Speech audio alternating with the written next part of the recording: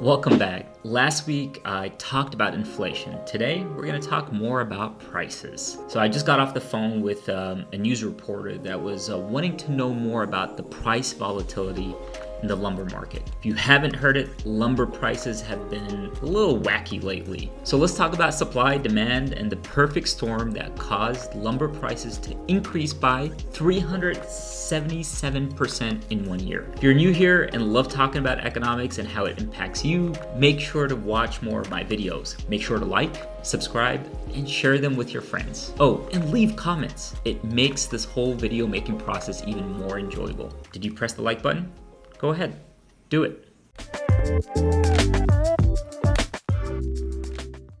So lumber is usually priced by the 1,000 board foot, which if you're like me, it probably doesn't mean much to you. What's a board foot? If you convert that to square feet, 1,000 board foot is equal to 1 square foot of area. That's it. So now let's talk about the price of a board foot. Historically, lumber prices range somewhere between $200 to $400 per 1,000 board foot. In the past year, that price has increased to almost $1,600. That's an increase of roughly 377% in just 1 year. This obviously had implications on home building and home improvement markets. Check out the video on the hot housing market. By some estimates, this increase in the lumber prices has added an extra $36,000 to the price of new home construction. So why has the price of lumber increased so much and so fast? I put the reasons on why the price of lumber increased into two buckets. The first is short-run dynamics, and the second bucket is long-run changes in the supply of lumber.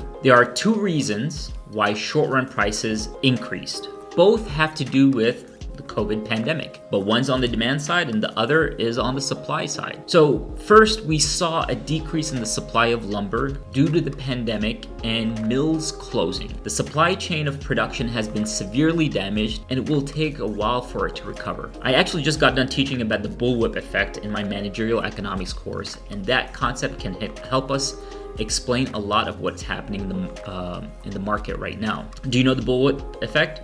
Would you like a video about it? Drop a comment. The second short-run reason is from the demand side, but also due to the pandemic. When the world shut down, people stayed home. They all of a sudden had all this time to work on home projects. So they did. This increase in the demand for lumber created a shortage of lumber at the stores, which we know from Economics 101 will cause prices to increase. The long-run issue here is that lumber production process is experiencing consolidation across the supply chain. These mergers and acquisitions will reduce the number of suppliers in the market, which will lead to higher prices than the historical averages. The good news, prices are expected to fall. Prices are coming down as suppliers return to lumber production and as people start to spend their money out of their homes and as things open up. The do-it-yourself projects are less likely to be priority now that we're all out and moving about. The fast fall of lumber prices is another indication that inflation we are seeing is actually temporary. In June, lumber prices fell by 40%. This is evidence that inflation might be transitory. Make sure to watch the video on inflation and whether it's here to stay, and check out the video on the hot housing market.